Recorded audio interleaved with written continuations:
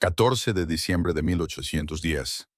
La nieve había comenzado a caer sobre la mansión Ravenscraftoft, justo cuando el reloj del gran salón daba las 11, y Eleyanena permanecía temblorosa con su vestido de novia de seda marfil, el mismo vestido que había llevado apenas unas horas antes en su cena de aniversario, cuando Frederick había levantado su copa hacia ella al otro lado de la mesa iluminada por velas, y ella se había creído la mujer más afortunada de Inglaterra. Ahora se enfrentaba a un extraño, un hombre cuyos ojos oscuros se habían vuelto de piedra, cuyo rostro amado se había convertido en una máscara de furia tan fría que apenas podía reconocer al marido, que una vez le había susurrado palabras tiernas al oído. La carta yacía arrugada sobre su escritorio, entre ellos, esa terrible falsificación escrita con una letra que ella no reconocía, que hablaba de citas y pasión, y de un amor que ella nunca había sentido por nadie más que por él. Por favor, susurró, con la voz quebrada por la palabra. Debes escucharme, Frederick. Nunca te he traicionado. Nunca podría traicionarte. El niño que llevo en mi vientre es tuyo. Solo tuyo. Pero él no la miraba, no encontraba su mirada suplicante, y cuando finalmente habló, su voz era tan fría como el viento invernal que aullaba más allá de las ventanas heladas.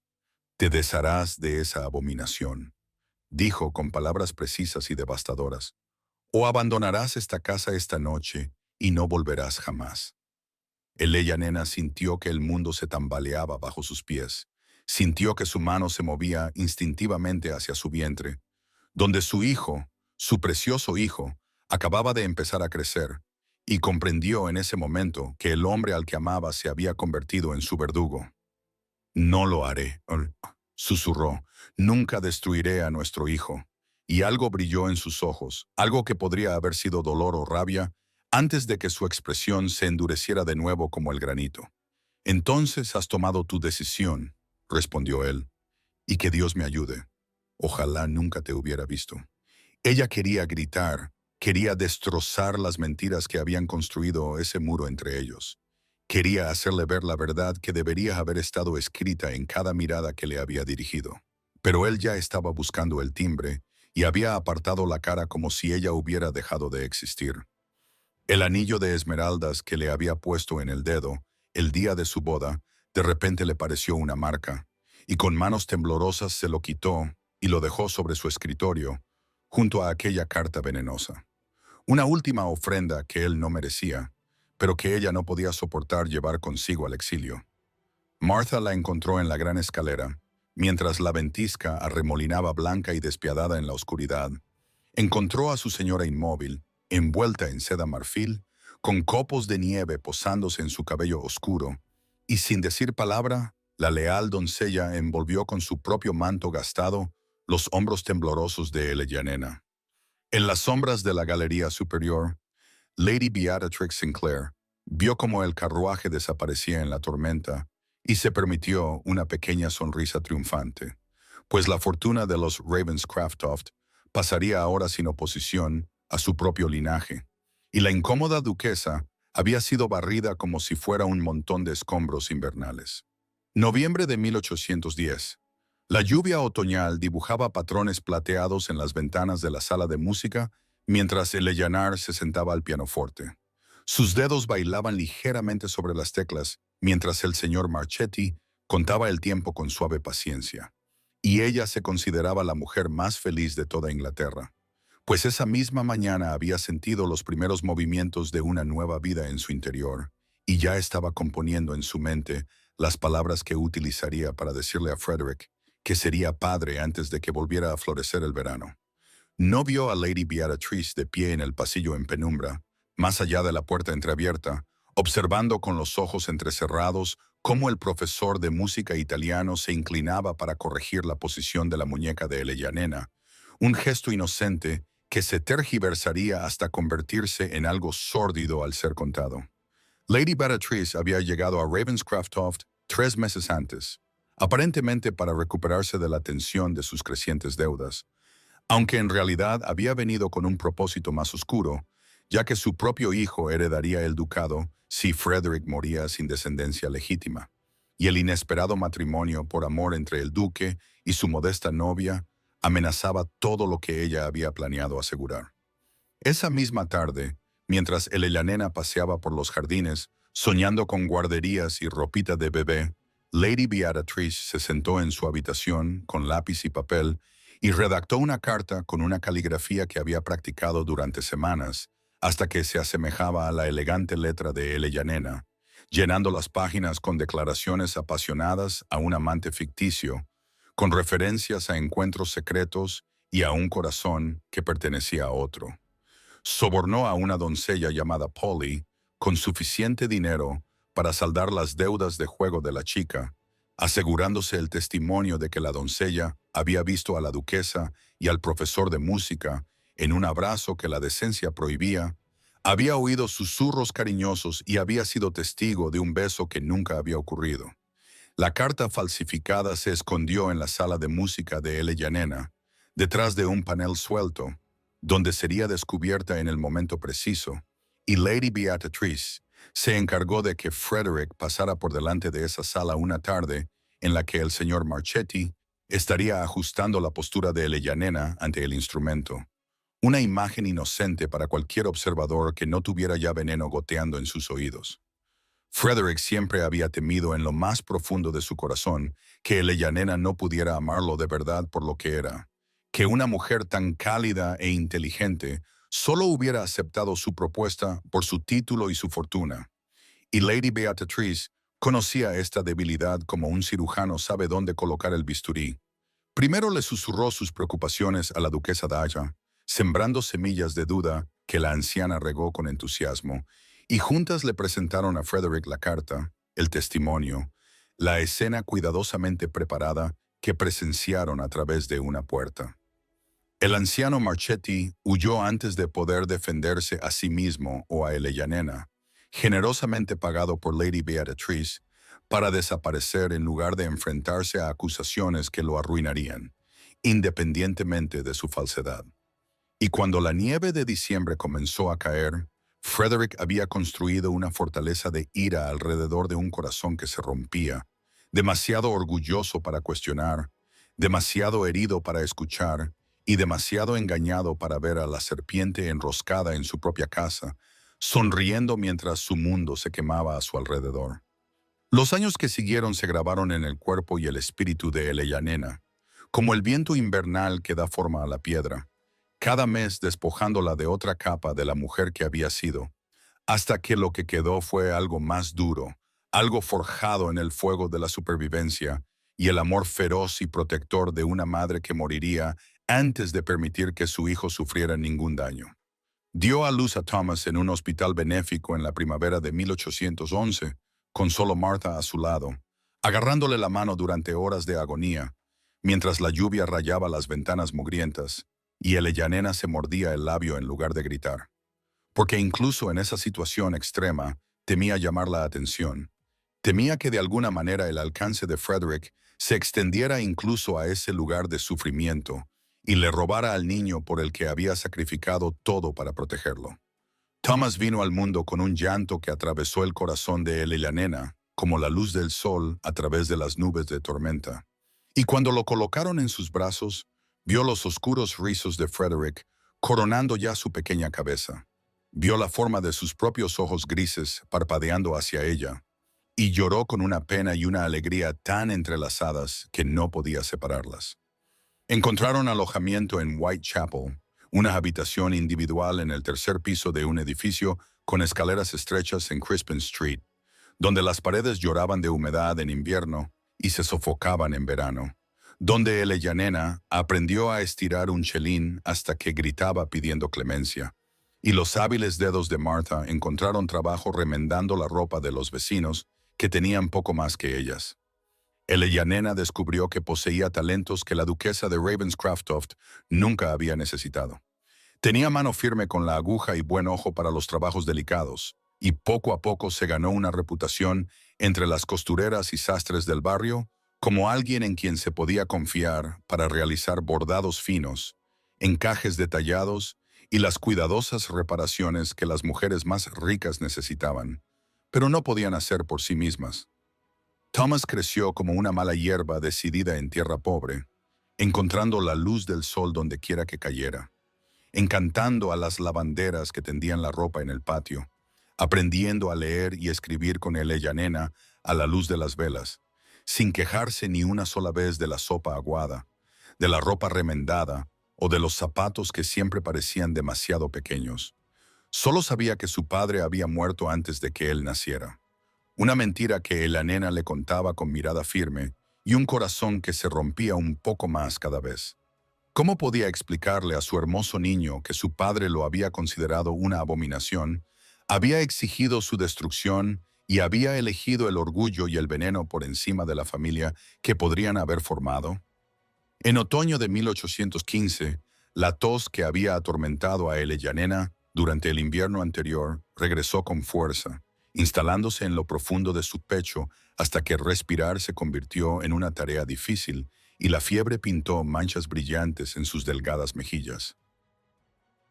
Robert Langley, el médico que trataba a los pobres de Whitechapel por lo que podían pagar, había estado observando a él y la nena con una preocupación que poco a poco se había transformado en algo más profundo, una silenciosa admiración por su dignidad, una tierna consideración que ella fingía no notar, porque su corazón, traidor como era, todavía pertenecía al hombre que la había destruido.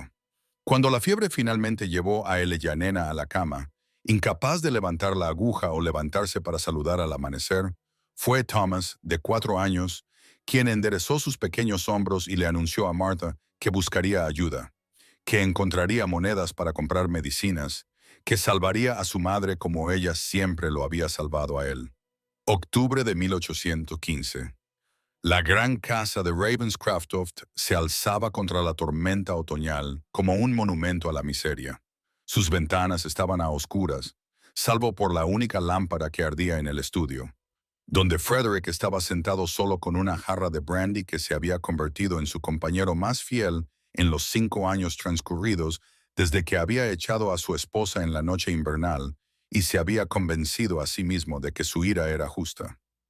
A sus 40 años parecía tener más de 50, con profundas arrugas alrededor de la boca y los ojos, el cabello oscuro ahora salpicado de canas en las sienes y el cuerpo demacrado bajo la ropa, que le quedaba más holgada que cuando Elena se la alisaba sobre los hombros y su sonrisa le hacía creer, aunque fuera por un instante, que podía ser digno de amor.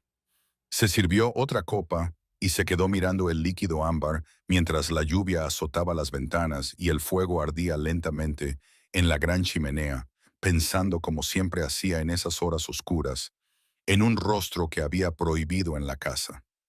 Un retrato que había ordenado destruir, pero que en cambio había escondido en el ático, al que subía a veces en las noches más profundas para contemplar los ojos grises que atormentaban sus sueños. Lady Beatrice le había sugerido 3 veces ese mes que considerara volver a casarse, presentándole candidatas como si fueran caballos en una subasta, jóvenes bien educadas que le darían el aire que el ducado requería. Pero la idea de otra mujer en lugar de Elena le revolvió el estómago de una forma que se negaba a examinar demasiado de cerca. Un golpe en la puerta del estudio precedió la entrada de James Harrington, y Frederick no se molestó en ocultar la jarra, ni la evidencia de cuántas noches habían terminado precisamente de esta manera, ya que James había sido su amigo desde la infancia y se había ganado el derecho a ser testigo de su decadencia. James se acomodó en la silla frente a Frederick y aceptó la copa que le pusieron en la mano, aunque sus ojos seguían siendo agudos y evaluadores, de una manera que incomodaba a Frederick, como si su viejo amigo pudiera ver a través de los muros que había construido alrededor del vacío donde antes había residido su corazón. «Deberías venir a Londres», dijo James finalmente, rompiendo un silencio que se había extendido entre ellos como los propios años. «Hay asuntos que requieren tu atención, documentos que necesitan firmas, negocios que ya no pueden llevarse a cabo por poder». Frederick hizo un gesto con la mano para descartar la idea de Londres, ya que la sociedad significaba susurros detrás de abanicos y las miradas compasivas de aquellos que recordaban el escándalo, lo que significaba la posibilidad de encontrarse con el fantasma de una vida que había destruido. Pero James insistió, inclinándose hacia adelante con una intensidad que atravesó la neblina del brandy, diciendo que había cosas que Frederick necesitaba ver por sí mismo. Preguntas que habían inquietado a James desde aquella terrible noche de diciembre, inconsistencias que había investigado en silencio a lo largo de los años, porque algo en las acusaciones contra él y Nena nunca había cuadrado del todo. Frederick sintió que se le encogía el pecho al oír su nombre en voz alta. Sintió que la ira familiar se apoderaba de él para protegerlo de la duda que susurraba en su interior. Pero James lo miró fijamente y dijo las palabras que Frederick nunca se había permitido pensar. Nunca creí que fuera culpable, dijo James en voz baja. Y creo que, en algún lugar debajo de todo ese orgullo y esa ira, tú tampoco lo creías. Y ahora es el momento de hacer una pausa y suscribirse a nuestro canal. Si les ha gustado este video, no olviden darle a me gusta y dejar un comentario diciéndonos desde dónde lo están viendo. Siempre es increíble ver hasta dónde llegan estas historias por todo el mundo. Ahora, continuemos.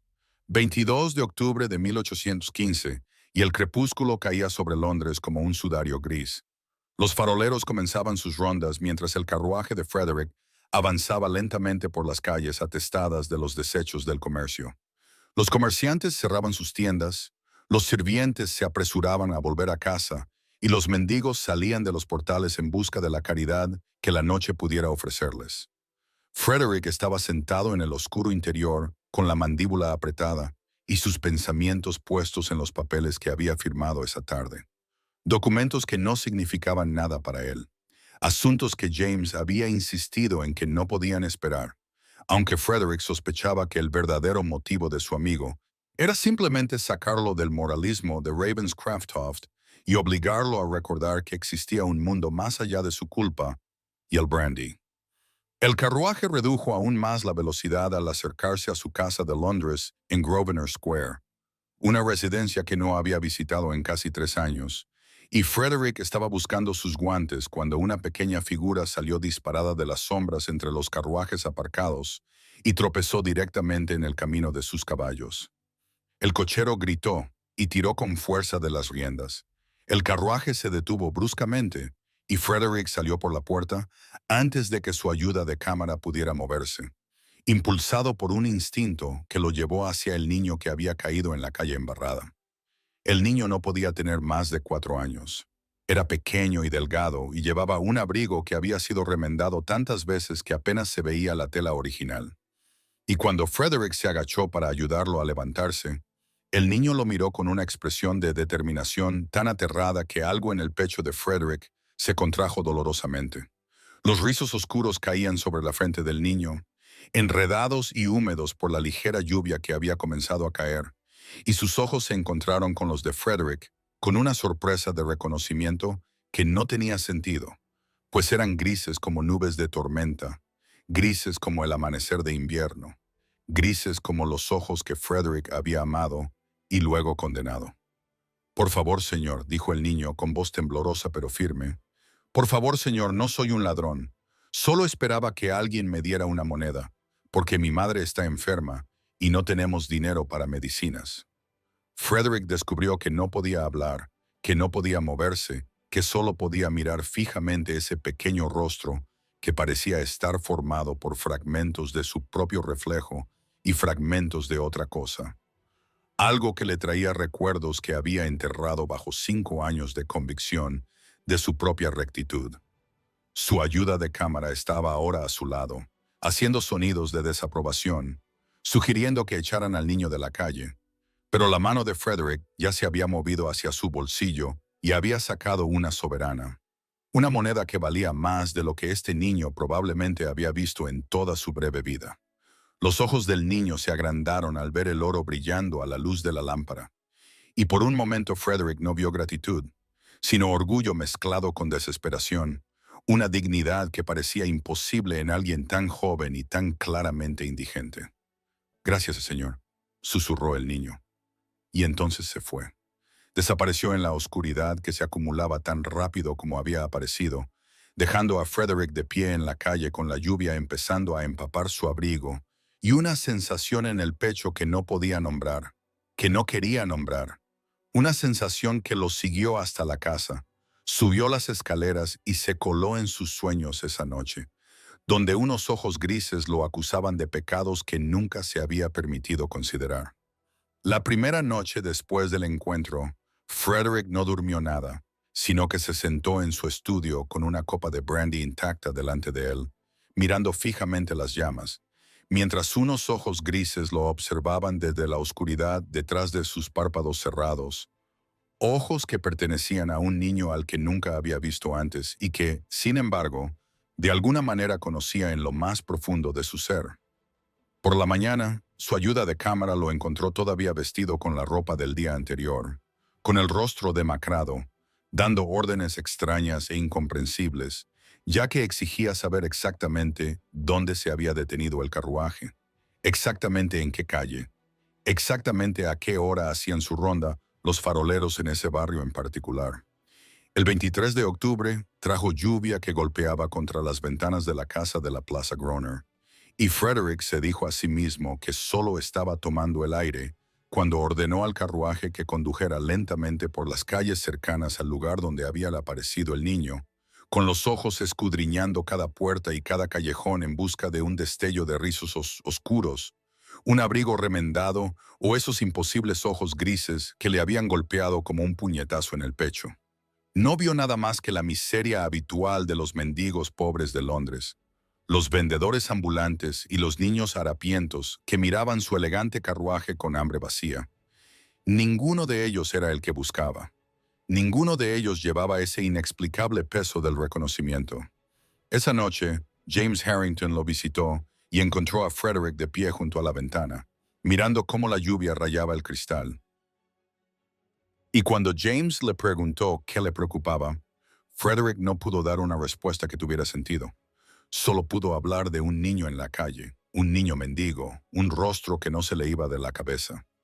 James escuchó con una expresión que Frederick no pudo descifrar, algo que parpadeaba detrás de los ojos cautelosos de su abogado, y cuando Frederick le exigió saber por qué un niño de la calle lo atormentaba tanto, James no dijo nada, sino que les sirvió una copa a ambos y se sentó en un silencio complaciente que parecía una espera.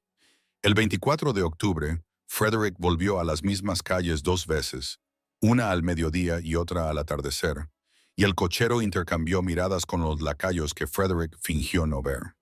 Miradas que expresaban preocupación y confusión, y los rumores que inevitablemente se extenderían por las dependencias del servicio sobre la peculiar nueva obsesión de su excelencia. El niño no estaba por ninguna parte. Había vuelto a desaparecer en el laberinto de los barrios más pobres de Londres, y Frederick sentía esa ausencia como una herida que no podía explicar ni justificar. Esa noche soñó con Eleanor por primera vez en meses. La soñó de pie en la nieve, con su vestido de novia manchado por el invierno, y cuando se despertó, tenía el rostro mojado por lágrimas que no había derramado en 5 años. Para el 25 de octubre, Frederick había abandonado toda pretensión de comportamiento racional y envió a Footman a indagar discretamente sobre un niño pequeño de cabello oscuro y ojos grises que había estado mendigando cerca de Grosvenor Square.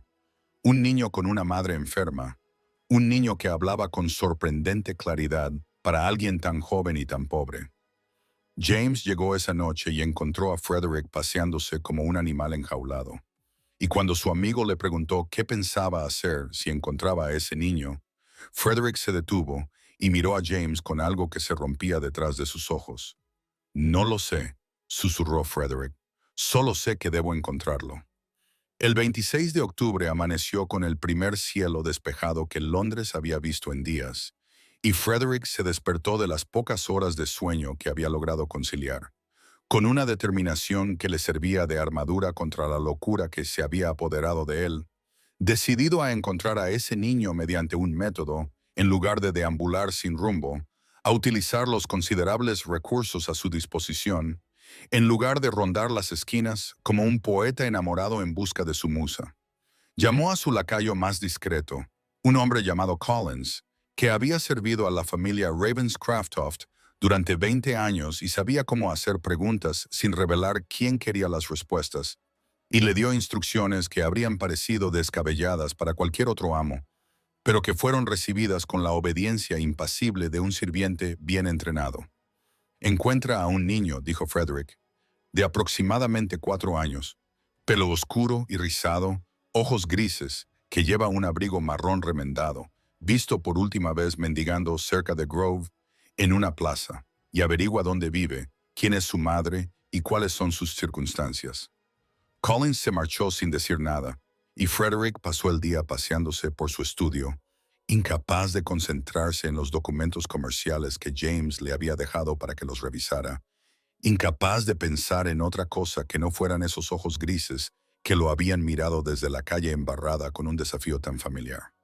Por la noche, Collins regresó con los primeros indicios de información, informes de barrenderos y dependientes, y la red de sirvientes que sabían todo lo que ocurría en sus distritos. Y el rastro conducía al este, hacia los barrios más pobres de la ciudad, hacia calles estrechas y pensiones abarrotadas, donde las familias se apiñaban de 6 en 6 en una habitación y los niños aprendían a mendigar antes que a leer. El 27 de octubre trajo más búsquedas, más preguntas, más monedas presionadas en palmas que se abrían fácilmente para recibir el oro de un duque, y comenzó a surgir la imagen de un niño pequeño llamado Tommy, que vivía con su madre y una sirvienta mayor en 2 habitaciones encima de una tienda de Chandler en Whitmore Lane, un niño conocido en el barrio por su cortesía y su forma inteligente de hablar. Un niño cuya madre era una costurera de habilidad y refinamiento inusuales, que había enfermado la semana anterior y había enviado a su hijo a buscar caridad en lugar de aceptar la ayuda del médico que la visitaba con cada vez más frecuencia. Las manos de Frederick temblaron cuando Collins informó de que la costurera había sido descrita como una dama caída en desgracia, de cabello oscuro y ojos grises, y con una forma de hablar que sugería una educación muy superior a su posición actual. Y algo en el pecho de Frederick comenzó a resquebrajarse como el hielo de un estanque invernal cuando el sol primaveral finalmente lo toca.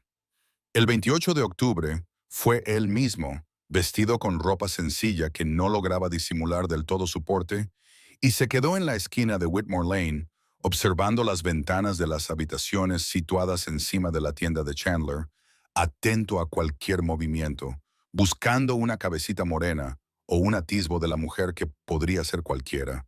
Cualquiera, cualquiera excepto aquella persona imposible que su traicionero corazón había empezado a susurrarle. Podría ser ella.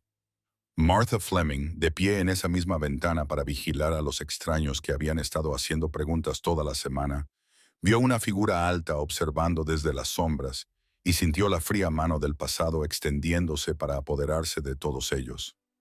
El 29 de octubre de 1815 amaneció con un pálido sol otoñal que parecía casi cruel en su suave belleza, y Frederick permaneció en la esquina de Whitmore Lane durante casi una hora antes de poder recorrer la distancia que le separaba de la tienda de Chandler, con el corazón latiéndole con tanta fuerza contra las costillas que le habría avergonzado si alguien hubiera estado lo suficientemente cerca como para presenciar su vacilación. El barrio estaba tranquilo a esa hora de la mañana. Los trabajadores ya se habían ido a sus labores, y el olor a cebo y velas baratas flotaba desde la tienda de abajo mientras Frederick subía las estrechas escaleras hacia las habitaciones de arriba, sintiendo cada paso como un descenso a algún inframundo del que tal vez nunca regresaría sin cambios. Llamó a la puerta y durante un largo momento solo hubo silencio. Luego, el sonido de pasos arrastrados y el chirrido de un cerrojo al abrirse, y el rostro de Martha Fleming apareció en la rendija de la puerta apenas abierta, más viejo de lo que él recordaba, más duro, con los ojos muy abiertos al reconocerlo, lo que se transformó instantáneamente en una furia tan pura que parecía quemar el aire entre ellos. Tú, exhaló, y esa única palabra contenía 5 años de odio, 5 años de ver sufrir a su señora, 5 años de pobreza y miedo, y la lenta y dolorosa destrucción de todo lo que habían conocido. Frederick abrió la boca para hablar, pero Martha ya estaba tratando de cerrar la puerta, sus manos envejecidas empujando contra la madera con fuerza desesperada, y se encontró encajando su bota en el hueco como un delincuente común, abandonando por completo la dignidad de su duque en el dominio de una compulsión que no podía nombrar ni resistir. No pretendo hacer ningún daño, dijo, y las palabras sonaron huecas incluso para sus propios oídos. Solo deseo hablar con la mujer que vive aquí. Y Martha se rió, un sonido como cristales rompiéndose, como el viento invernal en habitaciones vacías, como todas las cosas amargas que había tragado desde aquella noche de diciembre, cuando había seguido a Elil y a Nena a la nieve, en lugar de permanecer en una casa gobernada por una injusticia tan monstruosa. Desde algún lugar detrás de Martha llegó una voz, débil por la enfermedad, pero aún dolorosamente familiar, preguntando quién estaba en la puerta. Y Frederick sintió que el mundo se tambaleaba bajo sus pies, porque conocía esa voz. La había oído en sus sueños durante 5 largos años. La había oído suplicándole una noche en la que la nieve caía como cenizas, y él había convertido su corazón en piedra. Martha llamó Eleyanena de nuevo, y entonces apareció en el oscuro pasillo detrás de su fiel sirvienta. Y Frederick la vio por primera vez desde que la había expulsado de su casa y de su vida. Vio lo delgada que se había vuelto, cómo los huesos de su rostro se marcaban con fuerza contra la piel pálida por la enfermedad y la necesidad, cómo su cabello oscuro estaba ahora salpicado de canas prematuras, cómo sus ojos grises, los ojos que lo habían perseguido en el rostro de un niño mendigo, se abrieron con sorpresa y luego con terror al reconocer al hombre que estaba en la puerta de su casa. Detrás de Eleyanena, medio oculto por sus faldas descoloridas, un pequeño rostro asomaba con esos mismos ojos grises, y Frederick sintió que algo se rompía dentro de su pecho, mientras el niño de la calle lo miraba sin reconocerlo, solo con la curiosidad cansada de un niño que se enfrenta a un extraño que ha asustado a su madre. Durante un largo momento, nadie se movió. La escena se congeló, como si el tiempo se hubiera detenido para presenciar esta colisión entre el pasado y el presente. Y entonces la mano de Eleyanena se extendió para agarrar el hombro de Thomas, tirando de él detrás de ella con un gesto ferozmente protector que hablaba más alto que cualquier palabra que pudiera haber pronunciado.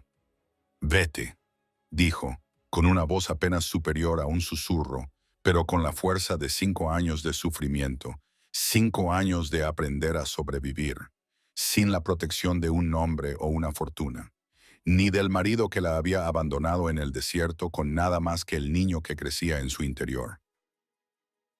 Frederick no podía moverse, no podía apartar la mirada de su rostro, de los huecos bajo sus pómulos, de las canas que salpicaban su cabello oscuro, y de los ojos que una vez lo habían mirado con amor, y ahora ardían con un odio tan puro que parecía quemar el aire entre ellos.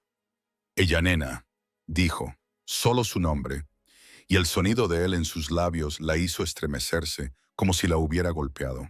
«No tienes derecho a pronunciar mi nombre», dijo ella, con voz cada vez más fuerte, alimentada por la rabia que la había sostenido a través de la pobreza y la enfermedad, y el trabajo agotador e interminable de mantener con vida a su hija y a ella misma. Martha se había colocado junto a su señora, con sus ancianas manos cerradas en puños, y desde detrás de las faldas de Eleyanena, Thomas miraba con esos ojos grises que Frederick no podía dejar de ver.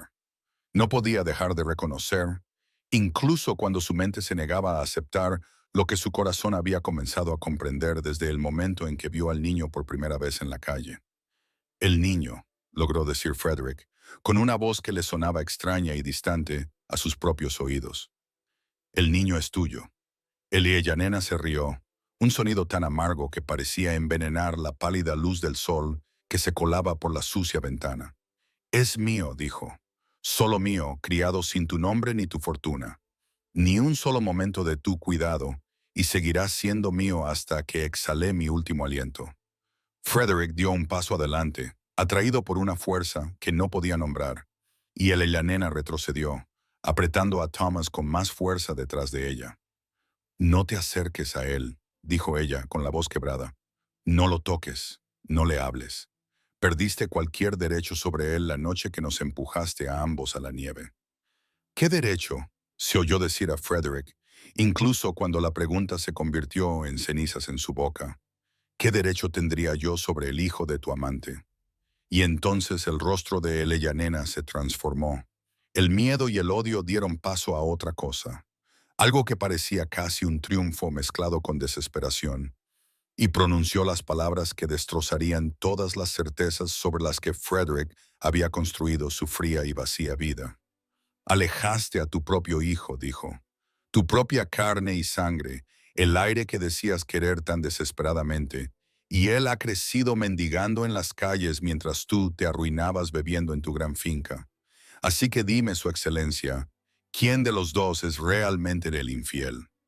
El silencio que siguió a las palabras de Eleyanena pareció absorber todo el aire de la pequeña habitación, y Frederick se encontró incapaz de respirar, incapaz de moverse, incapaz de hacer nada más que quedarse de pie en la puerta, mientras los cimientos de 5 años se desmoronaban bajo sus pies como madera podrida, dejando al descubierto el vacío que había debajo. Tu propio hijo, había dicho ella. Y ahora los ojos de Frederick se movieron por sí solos hacia el pequeño rostro que aún se asomaba detrás de las descoloridas faldas de Eleyanena, y vio lo que se había negado a ver en la calle aquella tarde lluviosa, lo que una parte de él había reconocido incluso entonces y de lo que había huido aterrorizado, los rizos oscuros que caían exactamente como los suyos en la infancia, la mandíbula que coincidía con los retratos de los hombres de Ravenscroft de generaciones atrás, y esos ojos grises, que había amado en el rostro de Eleyanena y que ahora veía reflejados en miniatura, mirándolo con la confusión cansada de un niño. Mientes, se oyó decir Frederick, pero su voz no tenía convicción, solo el desesperado aleteo de un hombre que sentía la verdad cerrándose a su alrededor como un puño. Nunca te mentí, dijo Eleyanena, y su voz se quebró al pronunciar las palabras. Nunca traicioné nuestro matrimonio. Te amaba. Dios me ayudó. Te amé con todo lo que tenía, y tú me arrojaste a la nieve como si fuera basura porque tu preciado orgullo no podía soportar cuestionar el veneno que tu primo vertía en tus oídos. Frederick extendió la mano para agarrarse al marco de la puerta, como si la habitación hubiera empezado a girar. Lady Beatrice, dijo, ¿qué tiene que ver mi primo con esto? El Eleyanena volvió a reír, con ese terrible sonido entrecortado, y detrás de ella Martha hizo un ruido de disgusto. Nunca se te ocurrió cuestionarla, dijo Eleyanena. Nunca te preguntaste por qué estaba tan ansiosa por mostrarte esa carta. Nunca te preguntaste quién podría beneficiarse de ver a tu esposa destruida y tu guardería vacía. Simplemente creíste cada palabra envenenada y me condenaste sin escucharme, sin piedad, sin siquiera darme la oportunidad de defenderme. La mente de Frederick ahora iba a toda velocidad. Los recuerdos afloraban sin que él lo quisiera. El solícito consuelo de Lady Beatrice en las semanas posteriores al exilio de Eleyanena, sus sugerencias sobre jóvenes solteras que podrían ser una segunda duquesa adecuada, su hijo, que era el siguiente en la línea de sucesión si Frederick moría sin descendencia. Thomas, dijo Elena, ve con Martha a las habitaciones de la señora Patterson. El niño miró a su madre con esos ojos grises llenos de preguntas que era demasiado joven para formular. ¿Ese hombre te va a hacer daño, mamá?, preguntó. Y Frederick sintió que algo se le rompía dentro del pecho al oír esa vocecita, al percibir el miedo que había en ella, al ver cómo el niño al que nunca había conocido se colocaba protectivamente delante de su madre, como si su pequeño cuerpo pudiera protegerla del peligro. Nadie va a hacerme daño, dijo Eleyanena, suavizando la voz mientras se arrodillaba para acariciar el rostro de su hijo con sus manos ásperas por el trabajo. Ve con Martha ahora, y yo iré a buscarte pronto. Y le dio un beso en sus rizos oscuros antes de que Martha lo cogiera en brazos y empujara a Frederick con una mirada de puro odio, dejando a Eleanor sola frente al hombre que una vez había sido su marido y todo su mundo. Frederick metió la mano en su abrigo y sacó una bolsa llena de monedas. «Necesitas dinero», dijo. «Déjame al menos mantener al niño hasta que pueda determinar la verdad de todo esto». La nena levantó la barbilla con un orgullo que la pobreza no había logrado arrebatarle. «Hemos sobrevivido 5 años sin el duque de Ravenscroft», dijo. «No necesitamos su caridad ahora». y dio un paso atrás y le cerró la puerta en las narices, dejando a Frederick solo en el estrecho rellano, mientras en algún lugar de la calle, abajo, una campana de iglesia anunciaba el mediodía y todo su mundo se derrumbaba a su alrededor. Frederick no recordaba el camino de vuelta a su casa de Londres, no recordaba haber pasado por las calles donde había buscado tan desesperadamente a la niña, que había resultado ser su propia hija. No recordaba nada hasta que se encontró de pie en su estudio con una copa de brandy en la mano y el rostro preocupado de James Harrington flotando ante él en la penumbra del atardecer. ¿La has encontrado?, dijo James. No es una pregunta, sino una afirmación. Y Frederick solo pudo asentir con la cabeza mientras vaciaba la copa y alcanzaba la licorera con manos que no dejaban de temblar. Ella dice, el niño es mío, logró decir Frederick, con una voz que parecía pertenecer a un extraño. Dice, alejé a mi propio hijo, y incluso mientras las palabras salían de sus labios, pudo ver de nuevo el rostro de Thomas. Esos ojos grises que eran los ojos de Eleanor. Ese cabello oscuro que caía en los mismos rizos rebeldes que el propio Frederick había tenido de niño. La obstinada expresión de esa pequeña mandíbula que coincidía con todos los retratos de la Galería Ravenscroft de hacía 200 años. James permaneció en silencio durante un largo rato, y cuando Frederick finalmente levantó la vista, vio algo en el rostro de su amigo que le cortó la respiración. Una profunda tristeza mezclada con algo que parecía casi alivio. Nunca creí que fuera culpable, Frederick, dijo James en voz baja, y las palabras cayeron en el silencio como piedras en aguas tranquilas, provocando ondas en todo lo que Frederick había creído durante 5 largos años. ¿Qué quieres decir?, preguntó Frederick alzando la voz. Tú estabas allí, viste la carta, oíste el testimonio. Vi una carta que me inquietó desde el principio, respondió James, y oí el testimonio de un sirviente que desapareció con una suma de dinero sospechosamente elevada a las 2 semanas de entregarla. Y he pasado 5 años reuniendo pruebas que sabía que te negarías a escuchar hasta que estuvieras preparado. Frederick se hundió en una silla mientras James comenzaba a hablar, contándole las investigaciones llevadas a cabo en secreto, del profesor de música localizado en Bristol, que juró que nunca había tocado a Ella Nena y que había huido solo porque Lady Beatrice amenazó con mandarlo a ahorcar, de los expertos en caligrafía que declararon que la carta de amor era una hábil falsificación, de los registros financieros que mostraban las crecientes deudas de Lady Beatrice y su desesperada necesidad de que la fortuna de Ravenscroft pasara a manos de su propio hijo. Fuera, los relámpagos rasgaban el cielo otoñal y los truenos retumbaban en Londres como el juicio de Dios. Frederick permaneció inmóvil mientras la arquitectura de su certeza se derrumbaba a su alrededor. Mientras cada palabra cruel que le había dicho a él Llanar aquella noche de diciembre le volvía con la fuerza de golpes físicos, mientras el rostro de su hijo se le aparecía una y otra vez, aquel niño pequeño que le había suplicado fuera de su carruaje, mientras su padre permanecía cómodamente sentado e ignorante a pocos metros de distancia. Cuando James terminó de hablar, la tormenta había pasado y la primera luz gris del amanecer se colaba por las ventanas. Y Frederick Ravenscroft, duque de Ravenscroft, se sentó entre las ruinas de su orgullo y lloró por primera vez desde que era niño. Lloró por Eleanor, temblando en la nieve, por Thomas, que crecía en la pobreza, por la familia que había destruido con su propia arrogancia ciega. La noticia de la llegada de Lady Beatrix a Londres le llegó a Frederick la mañana del 1 de noviembre, traída por un lacayo que parecía preferir haberle dado noticias de una plaga. Y Frederick sintió algo frío y afilado asentarse en su pecho al comprender que su prima había oído rumores de su búsqueda, de su descubrimiento, de las preguntas que ahora se hacían en lugares donde ella creía que sus secretos estaban enterrados de forma segura.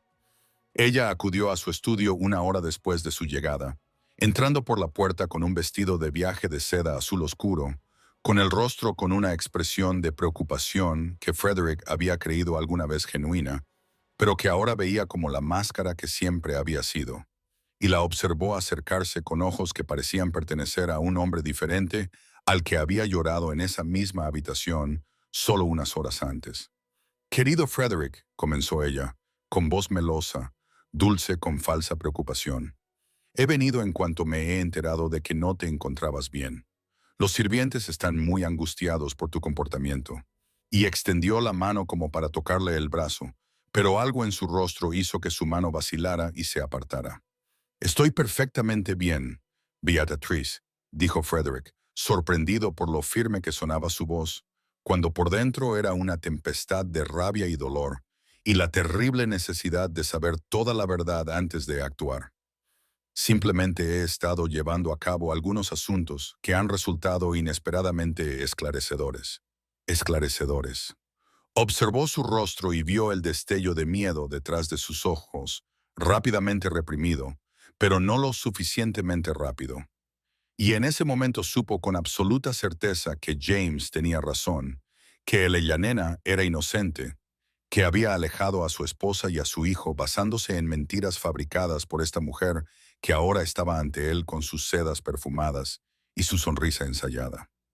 ¿Qué tipo de asuntos?, preguntó ella con ligereza, y Frederick se maravilló de su compostura, de los años de engaño que le habían enseñado a controlar cada músculo de su rostro mientras sus planes se desmoronaban a su alrededor. Asuntos del pasado, respondió él. Últimamente he estado pensando mucho en Eleyanena, en la noche en que se marchó, en las pruebas que la condenaron. Y vio cómo la mano de Beatrix se tensaba casi imperceptiblemente sobre su bolso. Eso fue hace 5 años, dijo Beatrice rápidamente. Seguramente no tiene sentido revivir recuerdos tan dolorosos. Tomaste la decisión correcta, coincidieron todos. No todos, dijo Frederick en voz baja, y se levantó de la silla y se acercó a la ventana, donde la pálida luz de noviembre se reflejaba en sus rasgos demacrados. James nunca creyó las acusaciones y ha pasado 5 años reuniendo pruebas que sugieren que yo era el mayor tonto de Inglaterra, que mi esposa era inocente, que expulsé a la madre de mi hijo basándome en cartas falsificadas y testimonios sobornados. El silencio que siguió fue absoluto, solo roto por el sonido lejano de las ruedas de los carruajes en la calle. Y cuando Frederick se volvió hacia su prima, vio que su máscara finalmente se había resquebrajado, revelando debajo de ella a la criatura desesperada y calculadora que había destruido a su familia por sus deudas de juego y la herencia de su hijo. Lo niegas, dijo entonces Frederick, con una voz engañosamente tranquila, mientras observaba a Beatrice luchar por recomponerse. Niegas que falsificaste una carta con la letra de Eleyanena, que sobornaste a una sirvienta llamada Sarah Collins para que testificara sobre intimidades que nunca presenció, que hiciste que el profesor de música, el señor Whitmore, fuera encontrado en circunstancias diseñadas para sugerir una culpa que no existía. No sé de qué estás hablando, dijo Beatrice, pero su voz había perdido su dulzura melosa y sus ojos se dirigieron hacia la puerta como si estuvieran calculando la distancia. Esto es una locura, Frederick. No estás bien. La tensión de estos años ha afectado a tu mente y debo insistir en que descanses antes de decir cosas que no se pueden deshacer. Frederick se acercó a la puerta y se colocó delante de ella, bloqueándole la salida, y vio ahora un miedo real en su rostro. El miedo de una mujer que ha construido su vida sobre mentiras y ve cómo los cimientos se desmoronan bajo sus pies. Sarah Collins murió el invierno pasado en un asilo de Manchester, dijo Frederick en voz baja. Pero antes de morir, le hizo una confesión al párroco. Una confesión que James obtuvo tras un considerable esfuerzo, en la que ella admitió que tú le pagaste 50 libras para que dijera mentiras sobre la duquesa y la amenazaste con deportarla si alguna vez decía la verdad. El rostro de Beatrix se había vuelto del color del pergamino viejo, y Frederick observó cómo le temblaban las manos mientras agarraba su bolso como una mujer que se ahoga y se aferra a un trozo de madera a la deriva. El profesor de música, el señor Whitmore, ha sido localizado en Bristol, continuó Frederick, donde ha pasado 5 años viviendo con el miedo a las falsas acusaciones que usted preparó contra él, y ha proporcionado una declaración jurada en la que afirma que nunca tocó a Eleyanena, nunca le escribió, nunca hizo nada inapropiado, y que usted le amenazó con verlo colgado si no huía y dejaba atrás unas circunstancias que parecían condenatorias. Era por tu propio bien, susurró Beatrice, y la confesión brotó como veneno de una herida abierta. Ella estaba por debajo de ti, Frederick. Era una don nadie de una familia sin importancia, y te habría dado hijos que habrían diluido la sangre de los Ravenscraft-Toft. Mi hijo debería haber sido tu heredero. La propiedad debería haber pasado a nuestra rama de la familia. Hice lo que cualquier mujer habría hecho para proteger la herencia de su hijo. Frederick miró fijamente a su prima y la vio con claridad por primera vez en su vida. Vio los mezquinos celos, la ambición desmedida y la absoluta ausencia de conciencia que le habían permitido destruir a una mujer inocente, condenar a un niño a la pobreza y romper un matrimonio que podría haberle dado a Frederick la felicidad que había pasado 5 años fingiendo no querer. La amaba, dijo Frederick, y las palabras le sorprendieron al salir de su boca. Amaba a Eleyanena y tú me la quitaste. Me quitaste a mi hijo. Me has quitado 5 años de mi vida y los has convertido en cenizas, y ahora responderás por lo que has hecho. Beatrice se abalanzó hacia la puerta, pero Frederick la agarró del brazo. En ese momento, James entró en el estudio, seguido de 2 agentes de policía, y los gritos de protesta de Lady Beatrix Sinclair resonaron por toda la casa, mientras se la llevaban para que se enfrentara a la justicia por los delitos que había cometido en nombre de la codicia. Las horas que siguieron al arresto de Lady Beatrix transcurrieron en una vorágine de actividad y papeleo, y la sombría satisfacción de que la justicia finalmente se hubiera puesto en marcha. Pero Frederick se encontró incapaz de descansar, incapaz de pensar en otra cosa que no fuera la mujer a la que había hecho daño y el niño al que nunca había conocido. Y cuando cayó la noche del 1 de noviembre, se quedó de pie ante la ventana de su estudio y contempló las calles de Londres, que se oscurecían mientras James hablaba en voz baja de los procedimientos legales, las pruebas y el largo camino que les esperaba. «Tengo que ir a verla», dijo Frederick por fin, interrumpiendo a James en medio de una frase sobre las fechas del juicio y los cargos formales. «Tengo que contarle a Eleyanena lo que ha pasado. Se merece saber que se ha descubierto la verdad, que su nombre quedará limpio, que la mujer que destruyó su vida se enfrentará a la justicia». James se quedó en silencio durante un largo momento, y cuando Frederick se volvió para mirar a su amigo, vio preocupación mezclada con algo que podría haber sido esperanza en esos ojos firmes. «Puede que ella no quiera verte», dijo James con cautela. Y Frederick sintió la verdad de esas palabras como una puñalada entre las costillas, sabiendo que Eleyanena tenía todo el derecho a cerrarle la puerta para siempre, todo el derecho a odiarlo hasta su último aliento, todo el derecho a llevarse a su hijo y desaparecer en un mundo donde el duque de Ravenscraft-Toft nunca pudiera encontrarlos. «Lo sé», susurró Frederick, «pero debo intentarlo. Al menos debo ofrecerle esto, el saber que ahora sé lo que debería haber sabido entonces, que la creo, que fui el mayor tonto que jamás haya existido, y si ella me rechaza, lo aceptaré como nada menos que lo que me merezco». Cabalgó a través de la oscuridad otoñal con el corazón latiéndole con fuerza en el pecho, como un animal enjaulado desesperado por liberarse. Y las calles familiares le parecían ahora diferentes, transformadas por el conocimiento de lo que habían presenciado. La pobreza que había soportado su esposa, el valor que había demostrado su hijo, los años de sufrimiento que nunca podrían recuperarse, por muchas monedas que gastar en abogados, tribunales y la maquinaria de la justicia. Cuando llegó al estrecho edificio donde vivía Eleyanena, se quedó varios minutos en la calle, mirando la única vela que ardía en la ventana, y pensó en todas las noches que ella debía de haber pasado sentada junto a esa llama, cosiendo hasta que le sangraban los dedos, preguntándose si alguien en el mundo recordaba que una vez había sido la duquesa de Ravenscraft-Toft, preguntándose si el hombre que había jurado amarla y protegerla pensaba alguna vez en ella.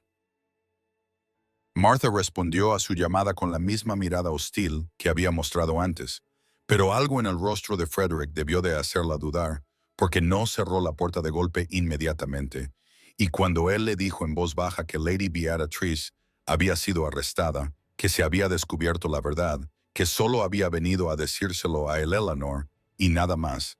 La expresión de la vieja sirvienta pasó de la sospecha a algo que podría haber sido la primera y frágil semilla de la creencia. Ella nena estaba sentada junto a la ventana cuando Martha dejó entrar a Frederick en la pequeña habitación y aunque la habían avisado de su llegada, se sintió conmocionada al verlo allí, en ese espacio tan reducido, con su alta estatura que parecía llenar la puerta y sus ojos oscuros fijos en su rostro, con una expresión que nunca había visto antes, una expresión que no contenía la fría furia de aquella noche de diciembre. Había pasado un año, ni la hostilidad sospechosa de su enfrentamiento de hacía unos días, sino algo mucho más inquietante, algo que parecía casi el derrumbe de un hombre que había descubierto que todo lo que creía se basaba en mentiras. Thomas dormía en un rincón. Sus oscuros rizos caían sobre la almohada que Martha había remendado una docena de veces, y el primer instinto de ella nena fue levantarse y colocarse entre su hijo y este hombre que una vez le había ordenado destruir al niño o enfrentarse al exilio. Pero algo en el porte de Frederick la detuvo, cierta cualidad de devastación que la mantuvo sentada junto a la ventana con sus manos ásperas por el trabajo cruzadas en su regazo. Lady Beatrice ha sido arrestada, dijo Frederick, y su voz era ronca, como si las palabras hubieran sido arrastradas desde lo más profundo de su pecho. Lo ha confesado todo, ella nena. La carta falsificada, el sirviente sobornado, la escena montada con el profesor de música. Todo fue idea suya. Todo eran mentiras. Y yo la creí. Creí cada palabra venenosa que me dijo. Y te eché a la nieve en una noche de invierno cuando llevabas a mi hijo en tu vientre. Ella nena sintió que las palabras la inundaban como el agua que rompe contra las rocas que han sido golpeadas por las olas durante tanto tiempo que han olvidado lo que es la quietud.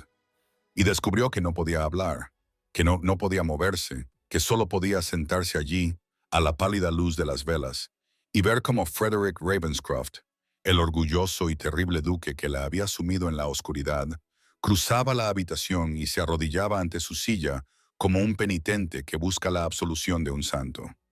«No puedo pedirte perdón», dijo Frederick, y ahora había lágrimas en su rostro, lágrimas que la nena nunca le había visto derramar en todos los meses de su matrimonio, ni siquiera en su noche de bodas, cuando ella estaba tan asustada y él se mostró tan inesperadamente gentil. «No puedo pedirlo, porque no hay perdón lo suficientemente grande como para cubrir lo que he hecho.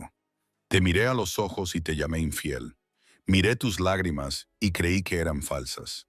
Te eché de tu casa sin nada más que la ropa que llevabas puesta y en 5 años ni una sola vez me permití preguntarme si podría haberme equivocado». Las manos de ella nena temblaban ahora y las apretó con fuerza contra sus rodillas para ocultarlas, y pensó en todas las noches que había pasado en esta habitación cosiendo hasta que le sangraban los dedos. Todas las mañanas que se había levantado antes del amanecer para buscar trabajo, todas las veces que había abrazado a Thomas y le había contado historias de un padre que había muerto antes que dejarle saber la verdad de su abandono. Y se preguntaba si había palabras en ningún idioma suficientes para salvar el abismo que 5 años de sufrimiento habían cavado entre ellos. Había imaginado este momento 1000 veces en las horas oscuras de innumerables noches. Había imaginado a Frederick Ravenscroft de rodillas ante ella, suplicando perdón.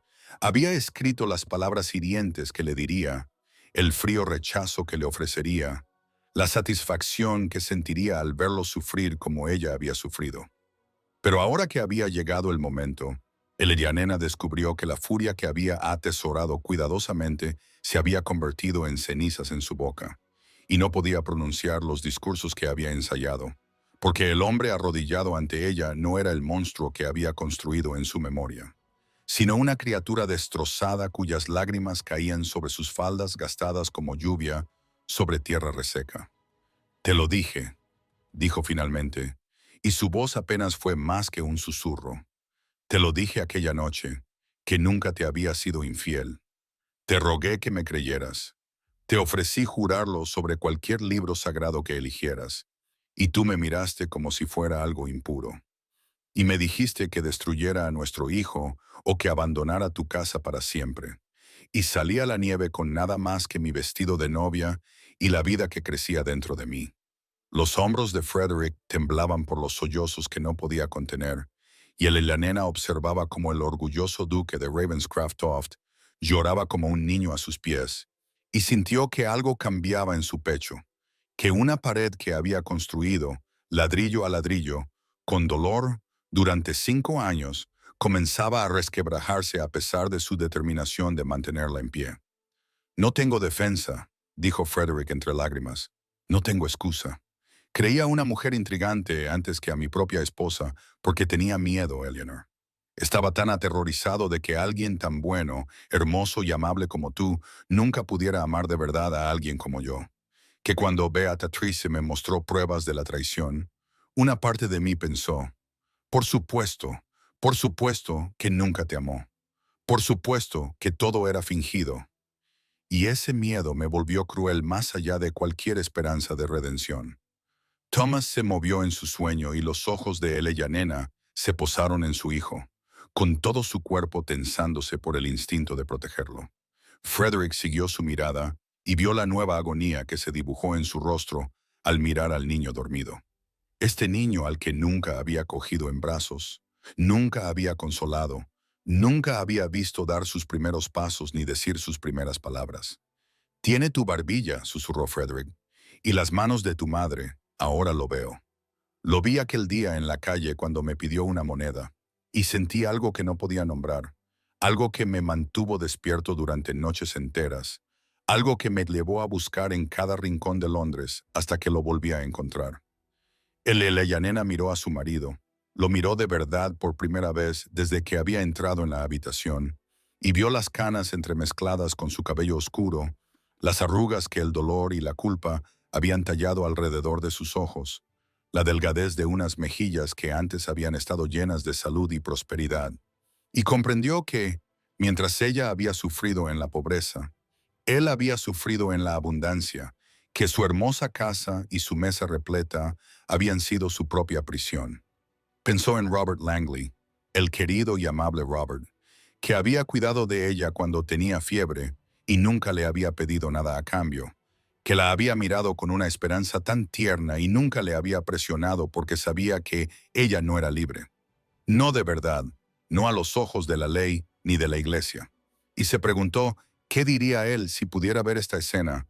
Al duque de Ravenscraft-Toft llorando a sus pies en una habitación que costaba menos al mes que una sola botella del vino que adornaba su mesa.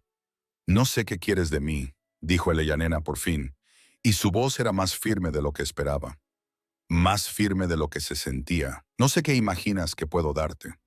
Absolución, tal vez una declaración de que todo está perdonado y olvidado.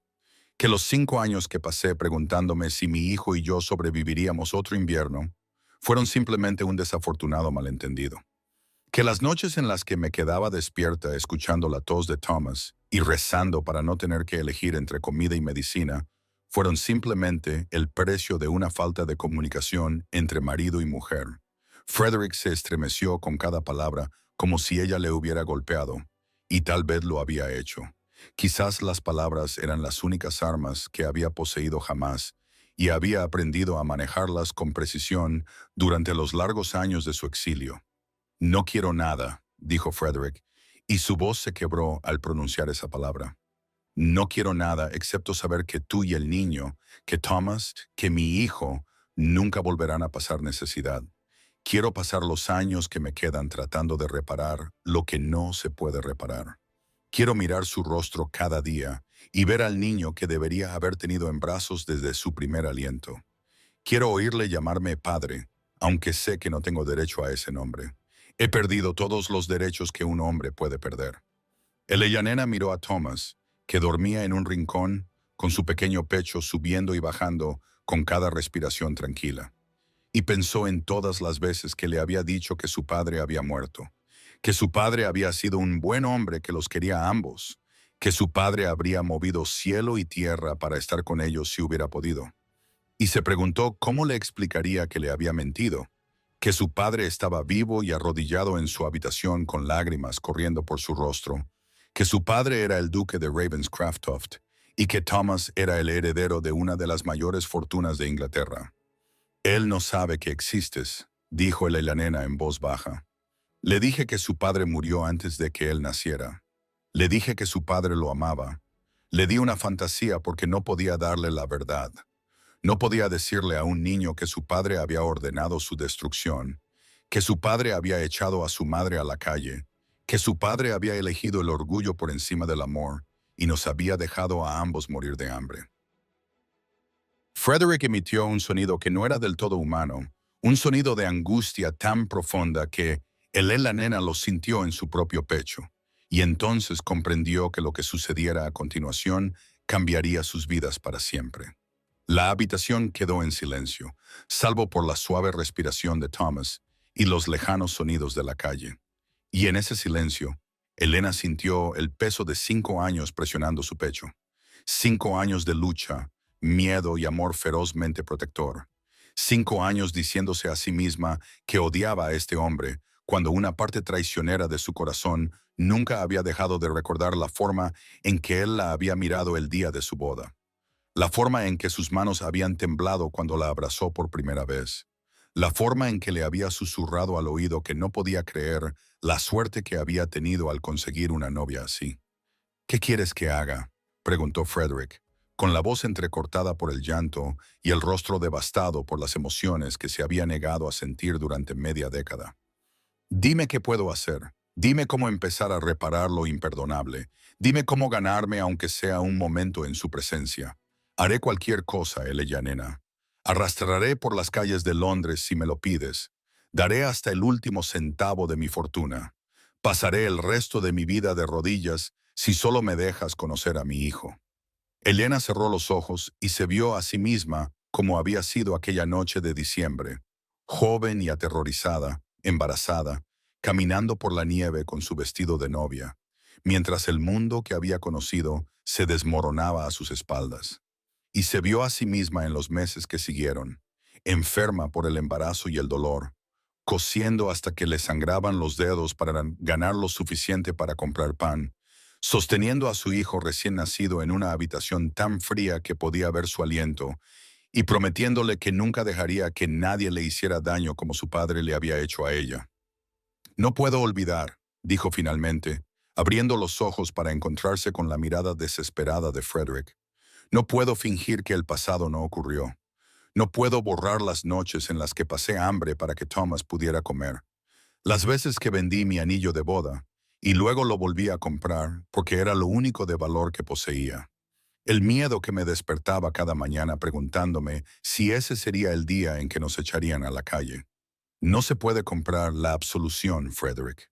No se puede comprar el perdón con el oro de tu ducado y tus bonitas promesas. Frederick inclinó la cabeza en señal de aceptación de sus palabras, y el nena vio que no discutía, que no intentaba defenderse ni minimizar su sufrimiento, y algo en ese silencioso reconocimiento tocó el lugar de su corazón que ella creía congelado para siempre. Pero Thomas, susurró Frederick, mirando al niño dormido con tal anhelo que Eleanor sintió un nudo en la garganta. Él es inocente en todo esto. No eligió nacer en esta tragedia. No eligió crecer sin un padre. Por favor, nena, sea cual sea tu decisión sobre mí, sea cual sea el castigo que consideres adecuado, no dejes que él sufra por mis pecados. Déjame darle la vida que se merece. Déjame darle lo que le corresponde por nacimiento. Déjame al menos intentar ser el padre que debería haber sido desde su primer aliento. Nena miró a su hijo, a sus oscuros rizos esparcidos sobre la almohada raída, a su pequeña mano acurrucada bajo la barbilla, a ese rostro que se parecía tanto a Frederick y tanto a ella misma, y supo que cualquier decisión que tomara en ese momento marcaría el resto de sus vidas. Pensó en la mañana después del nacimiento de Thomas, en cómo había yacido en la estrecha cama de la habitación que Martha había encontrado para ellos, la habitación más barata de una pensión que olía a col y desesperación, y había mirado el rostro de su hijo por primera vez bajo la grisácea luz invernal, y había visto a Frederick mirándola, con las mismas cejas oscuras y el mismo mentón decidido, y algo en la forma de su boca que era puramente Ravenscroft. Y entonces había llorado, no de alegría, sino de pena, porque sabía que su hijo nunca conocería a su padre, nunca correría por los pasillos de Ravenscroft Manor, ni montaría a caballo en el prado, ni aprendería a esgrimir y a disparar, ni haría todas las cosas que el heredero de un duque debía aprender. Y en ese momento se prometió a sí misma que le daría todo lo que pudiera, cada pizca de amor, educación y dignidad que estuviera en su mano, que lo criaría para que fuera el hombre que su padre debería haber sido. «Me pides que confíe en ti», dijo ahora, con una voz apenas superior a un susurro. «Me pides que ponga el futuro de mi hijo en manos del hombre que casi nos destruyó a los dos. Y no sé si soy lo suficientemente fuerte o lo suficientemente tonta como para hacer algo así. No sé si la mujer que era hace 5 años todavía existe en algún lugar dentro de mí, o si murió aquella noche en la nieve, junto con todo lo que creía sobre el amor, el matrimonio y la bondad de los hombres». Frederick levantó la cabeza lentamente y Eleyanena vio que su rostro estaba transformado por las lágrimas, la esperanza y el miedo. Vio que el orgulloso duque de Ravenscroft había quedado reducido a algo crudo y humano. Y de repente recordó la noche en que él le pidió matrimonio, lo nervioso que estaba a pesar de su título y su riqueza. Cómo le temblaba la voz cuando le preguntó si aceptaría ser su esposa. Y ella lo amó entonces por esa vulnerabilidad. Creyó haber encontrado a un hombre que la apreciaría precisamente porque entendía lo que significaba estar inseguro. «Demostraré lo que valgo», dijo Frederick, y su voz era ahora más fuerte, aunque todavía áspera por la emoción. «Pasaré el resto de mi vida demostrando que puedes confiar en mí. Me someteré a cualquier condición que exijas, a cualquier distancia que necesites, al tiempo que te lleve a creer que no soy el monstruo que te empujó a la nieve. Yo era ese monstruo, Eleanor. No lo niego. Pero te juro por todo lo que considero sagrado que me convertiré en alguien digno de ser el padre de Thomas, alguien digno de tu perdón, aunque ese perdón nunca llegue. Esperaré, trabajaré y demostraré mi valía con acciones en lugar de palabras, porque las palabras no valen nada, y he aprendido demasiado tarde que las palabras en las que creí hace 5 años eran mentiras inventadas por alguien que deseaba nuestra destrucción. Eleyanena sintió que algo cambiaba en su pecho, algo congelado que comenzaba a romperse, y no sabía si era su odio derritiéndose o su corazón rompiéndose de nuevo. Y pensó que tal vez eran lo mismo. Quizás el perdón y el dolor eran dos caras de la misma moneda. Y miró a Frederick arrodillado ante ella, y vio tanto al hombre que la había destruido como al hombre que, aunque pareciera imposible, podría ayudarla a reconstruirse.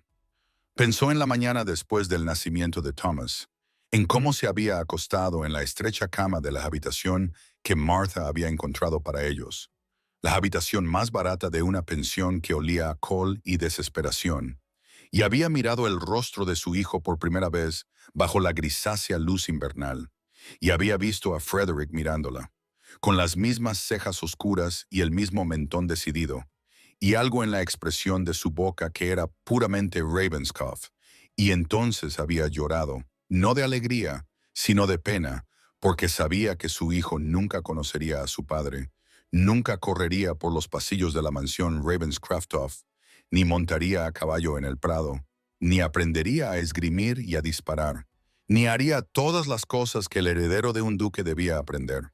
Y en ese momento se prometió a sí misma que le daría todo lo que pudiera, cada pizca de amor y educación, y dignidad que estuviera en su poder, que lo criaría para que fuera el hombre que su padre debería haber sido. «Me pides que confíe en ti», dijo ahora, con una voz apenas superior a un susurro. «Me pides que ponga el futuro de mi hijo en manos del hombre que casi nos destruyó a los dos. Y no sé si soy lo suficientemente fuerte o lo suficientemente tonta como para hacer algo así. No sé si la mujer que era hace 5 años todavía existe en algún lugar dentro de mí, o si murió aquella noche en la nieve, junto con todo lo que creía sobre el amor, el matrimonio y la bondad de los hombres». Frederick levantó la cabeza lentamente y Eleyanena vio que su rostro estaba transformado por las lágrimas, la esperanza y el miedo, y vio que el orgulloso duque de Ravenscroft había quedado reducido a algo crudo y humano. Y de repente recordó la noche en que él le había pedido matrimonio, lo nervioso que estaba a pesar de su título y su riqueza, cómo le temblaba la voz cuando le preguntó si aceptaría ser su esposa. Y ella lo había amado entonces por esa vulnerabilidad. Había creído haber encontrado a un hombre que la apreciaría precisamente porque entendía lo que significaba estar inseguro.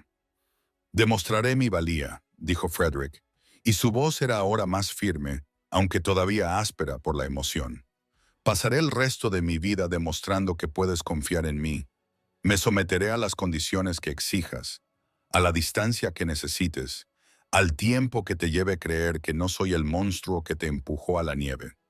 Yo era ese monstruo, Eleyanena, no lo niego, pero te juro por todo lo que considero sagrado que me convertiré en alguien digno de ser el padre de Thomas, alguien digno de tu perdón, aunque ese perdón nunca llegue. Esperaré y trabajaré, y demostraré mi valía con acciones en lugar de palabras, porque las palabras no valen nada, y he aprendido demasiado tarde que las palabras en las que creí hace 5 años eran mentiras inventadas por alguien que deseaba nuestra destrucción. Elileya Nena sintió que algo cambiaba en su pecho, algo congelado que comenzaba a romperse, y no sabía si era su odio derritiéndose o su corazón rompiéndose de nuevo, y pensó que tal vez eran lo mismo. Tal vez el perdón y el dolor eran las dos caras de la misma moneda, y miró a Frederick arrodillado ante ella y vio tanto al hombre que la había destruido como al hombre que, aunque pareciera imposible, podría ayudarla a reconstruir lo que quedaba de sus vidas destrozadas. Los días que siguieron a la declaración de Frederick se extendían ante ellos como un puente construido de cristal, hermoso en su fragilidad, pero aterrador al saber que un paso en falso podría romperlo todo. Y Eleyanena se encontró mirándolo con ojos que habían aprendido a sospechar durante 5 largos años, buscando las señales del hombre frío y orgulloso que la había empujado a la nieve, esperando el momento en que su paciencia se rompiera y revelara al monstruo que ella recordaba. Pero en cambio solo vio a un hombre humillado por el peso de sus propios pecados, un hombre que llegaba cada mañana a su pequeña vivienda con cestas de comida que, según él, eran meramente prácticas, con carbón para la chimenea que, insistía, era simplemente sensato dado el invierno que se avecinaba, y con juguetes para Thomas que parecían envueltos en papel marrón sin ninguna tarjeta adjunta, como si se hubieran materializado del aire en lugar de la cartera de un duque desesperado por conocer a su hijo. Thomas, que nunca había conocido a su padre, al que solo le habían dicho que su padre se había ido y no podía volver, comenzó a esperar al desconocido alto y moreno, que traía dulces en los bolsillos y se arrodillaba en la alfombra gastada para examinar cualquier tesoro que Thomas quisiera mostrarle.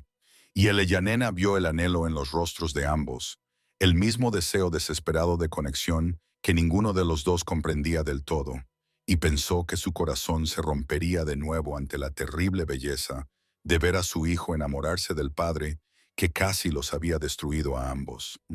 Martha seguía sospechando, merodeando por las puertas con los brazos cruzados y la mirada aguda, interceptando a Frederick cuando llegaba demasiado pronto o se quedaba demasiado tiempo, recordándole a Eleyanena en susurros feroces que un leopardo no cambia sus manchas, y que un duque no se convierte en un hombre decente simplemente porque derrama unas pocas lágrimas y pronuncia bonitas palabras de arrepentimiento.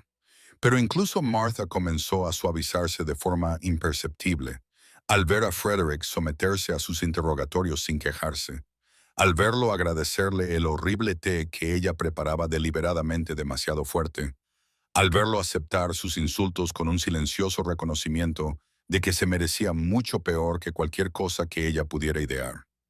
James Harrington también vino de visita, trayendo noticias de su investigación sobre Lady Beatrice, que hicieron que la sangre de Eleyanena se helara con venganza y rabia, pues había encontrado al sirviente al que habían sobornado para que mintiera. Había localizado al profesor de música que vivía en desgracia en un pequeño pueblo del norte, que lloró de alivio cuando supo que por fin alguien creía en su inocencia, e incluso había obtenido una muestra de la letra de Lady Beatrice que coincidía perfectamente con la carta de amor falsificada que había condenado a Eleyanena al exilio y la pobreza, y a 5 años creyendo que su marido era un monstruo incapaz de amar.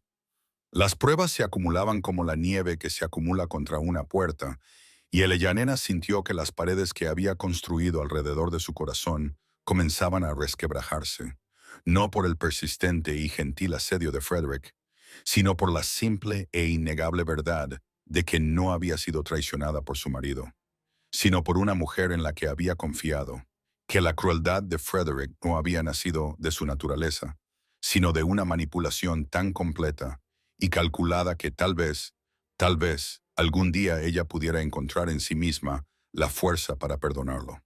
El enfrentamiento se produjo una gris mañana de noviembre, cuando Lady Beatrice llegó a la casa de Frederick en Londres, con una expresión de preocupación en el rostro que no llegaba a sus calculadores ojos.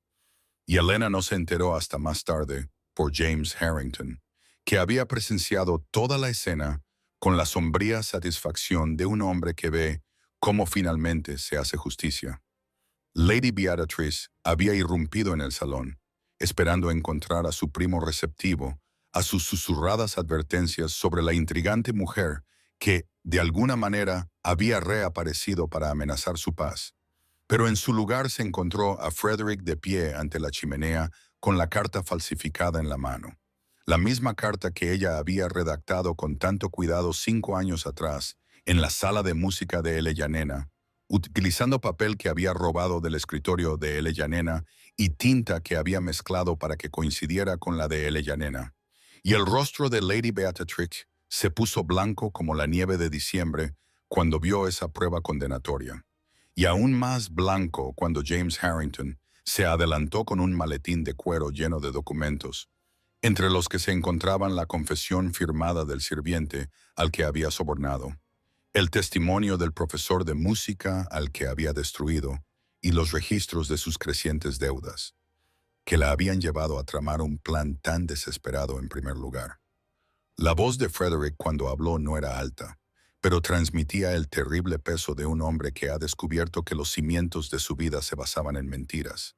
Y le dijo a su prima que lo sabía todo, que sabía lo de la carta falsificada y el sirviente sobornado y la escena montada en la sala de música, que sabía que ella había destruido deliberadamente su matrimonio y había empujado a una mujer embarazada inocente a la nieve porque quería la fortuna de los Ravenscroft para su propio hijo.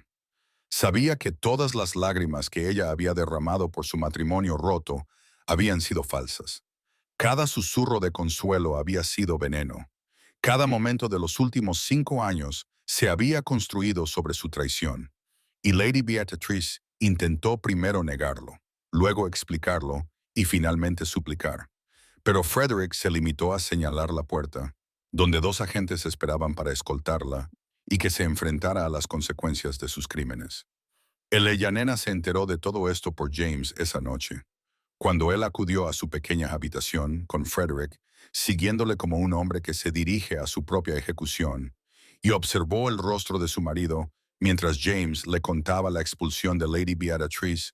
Observó cómo le temblaban las manos a Frederick a los lados y cómo apretaba la mandíbula con el esfuerzo de contener unas emociones demasiado grandes para su cuerpo. Y entonces comprendió que el desenmascaramiento de Lady Beatrice no le había traído paz, sino que había eliminado la última barrera entre Frederick y el horror total de lo que había hecho. Mientras pudiera creer que su ira había sido justa, podría soportar la culpa. Pero ahora sabía que había alejado a su inocente esposa y a su hijo no nacido basándose únicamente en las manipulaciones de una mujer intrigante en la que nunca debería haber confiado. Y ese conocimiento lo estaba destruyendo por dentro. De una manera que Eleyanena descubrió que no podía ver sin sentir algo en su pecho que podría haber sido lástima o podría haber sido el primer movimiento tentativo de perdón. Buscando un camino a través de los muros construidos con 5 años de ira justificada. Los días que siguieron al arresto de Lady Beatrix se posaron sobre Eleanor como una extraña calma después de una tormenta, y se encontró sentada en su pequeña habitación, con Thomas dormido en su estrecha cama y Martha dormitando en la silla junto al fuego, Se encontró mirando fijamente la pared, donde una mancha de agua se había extendido por el yeso como un mapa de algún país desconocido, y pensó en el perdón, en lo que significaba, y en si era algo que podía dar o algo que le sería arrebatado, lo quisiera o no. Porque había pasado 5 años construyendo una fortaleza alrededor de su corazón. 5 años enseñándose a sí misma que Frederick Ravenscraftoff era un villano que solo merecía su desprecio.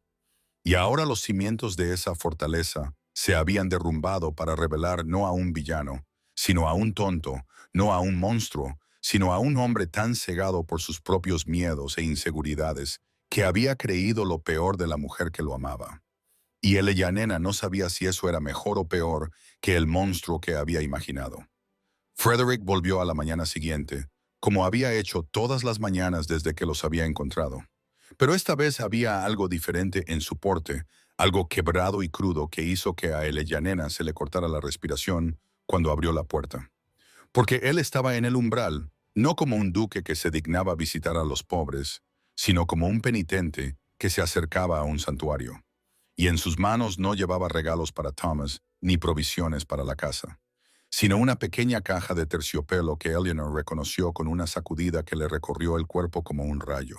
Era la caja que había contenido su anillo de bodas de esmeraldas, el anillo que había dejado en su escritorio la noche en que él la echó a la nieve, el anillo que pensaba que nunca volvería a ver.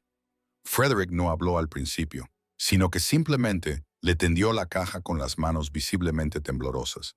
Y cuando Eleyanena no se movió para cogerla, él mismo la abrió para revelar la esmeralda que brillaba contra la seda blanca, sin cambios a pesar de los años, sin cambios a pesar de todo lo que había sucedido. Una piedra verde perfecta engastada en oro que captaba la pálida luz de la mañana y la reflejaba en fragmentos que se esparcían por el vestido gastado de Eleyanena como una promesa o una pregunta, o quizás ambas cosas a la vez. Lo guardé, dijo Frederick, con la voz ronca por la emoción que no intentaba ocultar. Me dije a mí mismo que lo guardaba porque era valioso, porque pertenecía a la colección Ravenscraftoft. Pero incluso entonces sabía que me estaba mintiendo a mí mismo. Sabía que la guardaba porque una parte de mí no podía soportar dejarte ir por completo. No podía aceptar que nuestro matrimonio hubiera terminado de verdad. Y cada noche, durante 5 años, he sacado este anillo de mi escritorio, lo he sostenido en mi mano. He pensado en ti y me he preguntado si había cometido un terrible error. Y ahora sé que lo hice. Ahora sé que destruí lo único verdadero que tuve. Y no te pido que aceptes este anillo, Eleyanena. No te pido que me perdones, que me vuelvas a amar o que finjas que los últimos 5 años no han existido. Solo te pido que sepas que te he llevado conmigo cada día de nuestra separación, que nunca te fuiste realmente de mi corazón, incluso cuando creía lo peor de ti.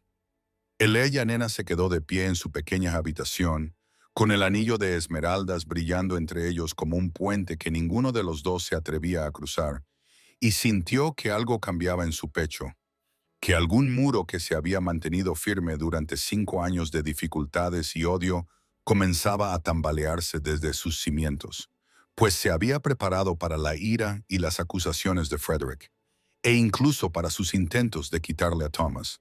Pero no se había preparado para esto. No se había preparado para ver al duque de Ravenscraftoft de pie ante ella, con lágrimas corriendo sin vergüenza por su rostro y las manos temblorosas mientras le tendía el anillo que ella había dejado atrás aquella terrible noche de diciembre. Y se dio cuenta de que nunca antes lo había visto llorar, ni en todos los meses de su matrimonio, ni siquiera en sus momentos más íntimos, porque Frederick había sido educado para creer que las lágrimas eran una debilidad y que un duque nunca debía mostrar su corazón a nadie. Sin embargo, allí estaba, con el corazón sangrando abiertamente a la pálida luz de la mañana, sin ofrecerle promesas ni explicaciones, sino simplemente la verdad de su sufrimiento. Ella no cogió el anillo, no se atrevió a alcanzarlo cuando aún había tantas cosas rotas entre ellos, pero tampoco se apartó, y su voz, cuando finalmente habló, fue más suave que en cualquiera de sus encuentros anteriores, preguntándole por qué lo había conservado, por qué no lo había vendido, guardado bajo llave o arrojado al mar. Y Frederick cerró los ojos como si la pregunta le causara dolor físico antes de responder que había intentado 100 veces deshacerse de él. Pero cada vez que sostenía el anillo sobre un cajón o una caja fuerte, algo detenía su mano. Una voz en lo más profundo de su alma le susurraba que quizá lo volvería a necesitar algún día, que el Yanena podría volver, que la historia quizá no hubiera terminado realmente.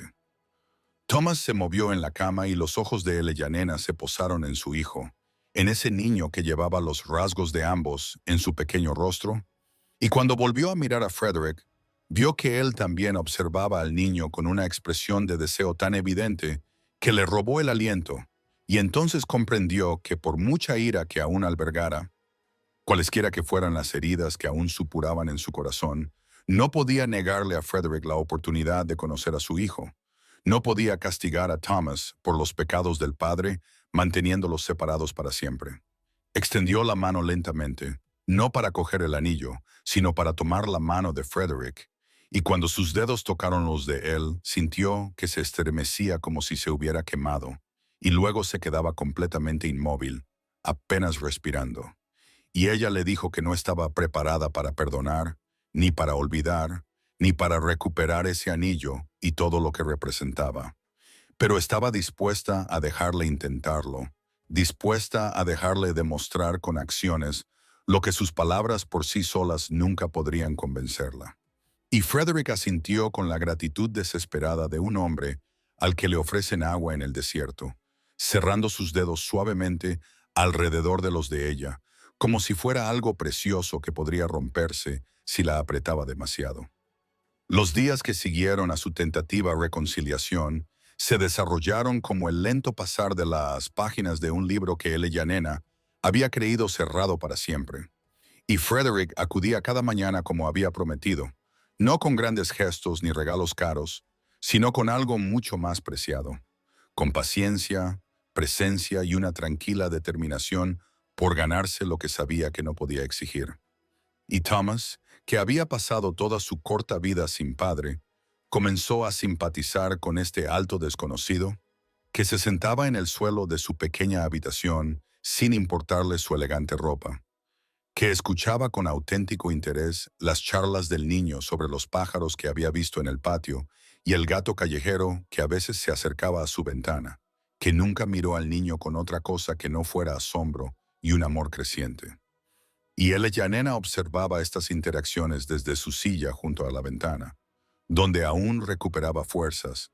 Observaba cómo se transformaba el rostro de Frederick cuando Thomas reía.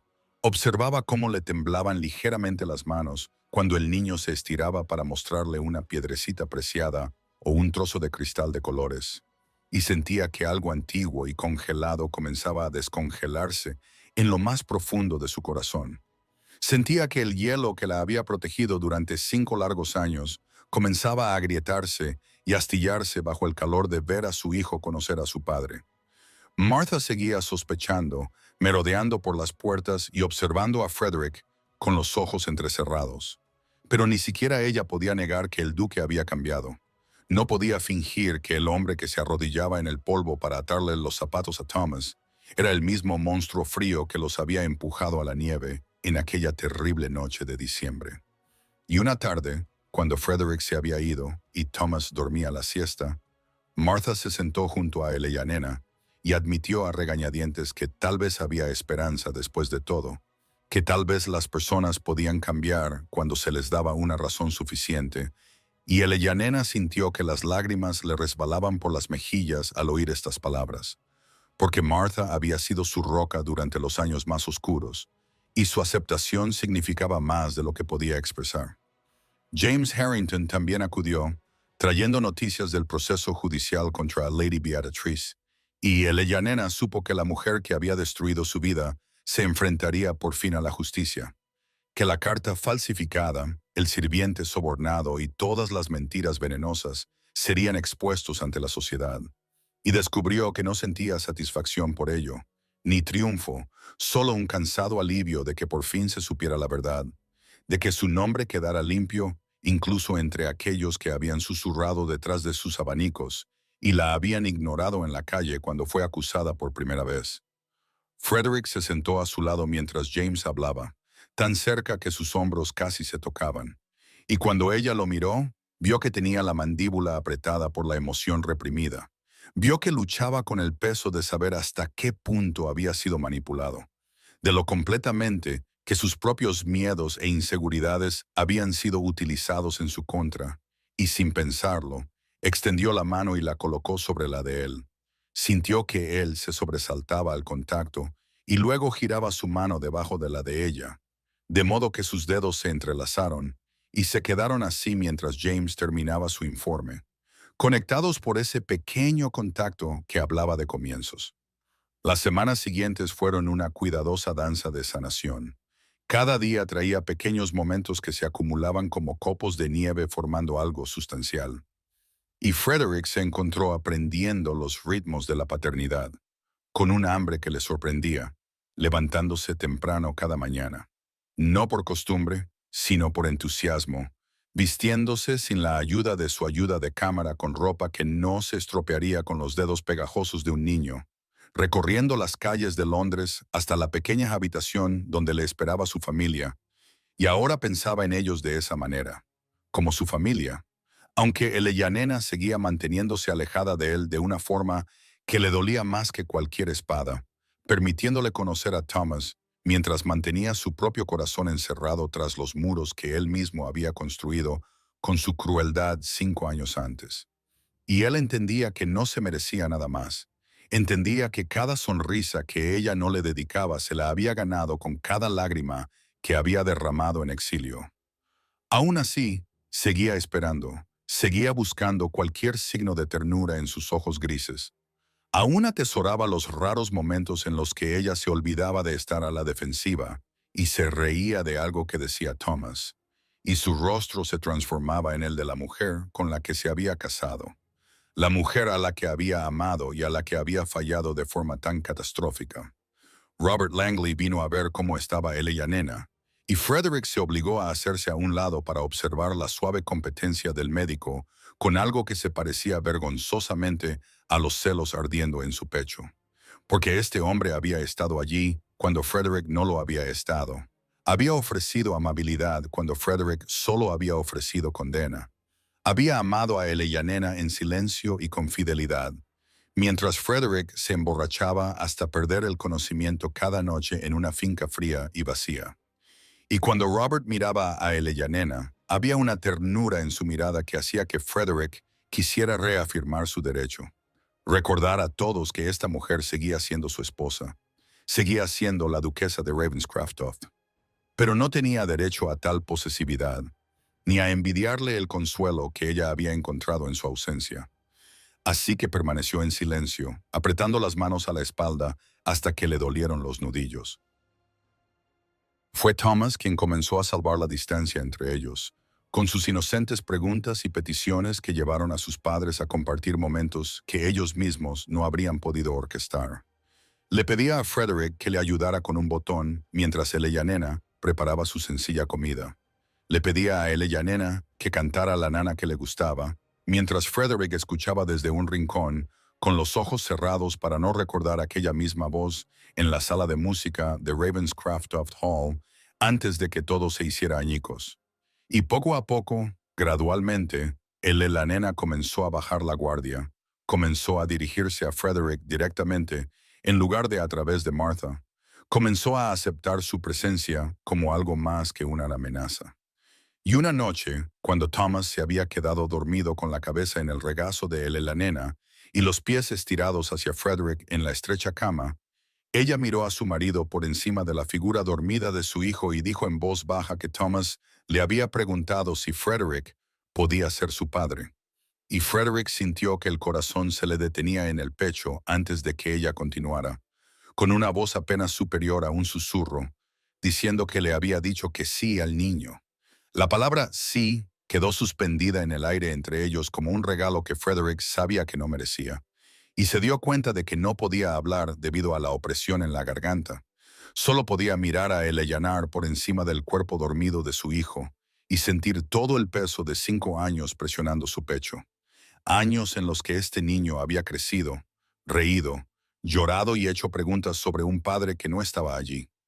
Años en los que Eleyanena había soportado sola la carga, había enseñado a Thomas a caminar, a hablar y a amar sin la ayuda del hombre que debería haber estado a su lado, y la enormidad de lo que había perdido, de lo que todos habían perdido, amenazaba con desmoronarlo por completo en aquella pequeña y destartalada habitación que, de alguna manera, se había convertido en el lugar más importante de toda Inglaterra.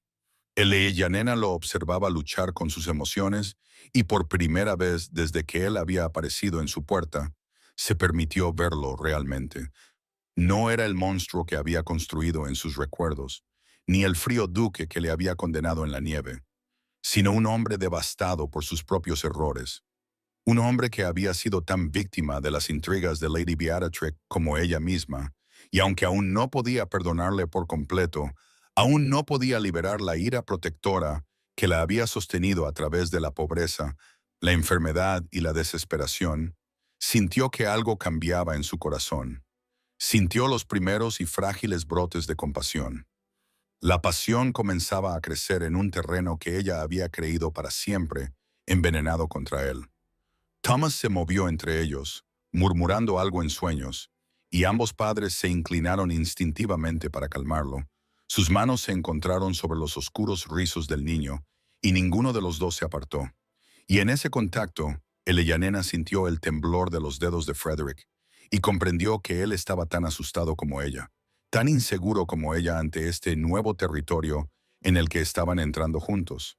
Él dijo su nombre, solo su nombre, Eleyanena, pronunciándolo como una plegaria o una súplica de absolución, y ella oyó en esas 3 sílabas todas las cosas que él aún no podía decir en voz alta, las disculpas que tardaría años en expresar por completo, el dolor por el tiempo que nunca podría recuperar, la esperanza desesperada de que tal vez aún se pudiera salvar algo de los escombros en que había convertido sus vidas.